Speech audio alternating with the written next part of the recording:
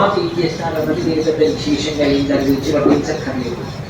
కాబట్టి కేవలం శబ్దలో ఉన్నంత కారణం చేత వేళ్ల యొక్క జాతి నశించిపోతుంది.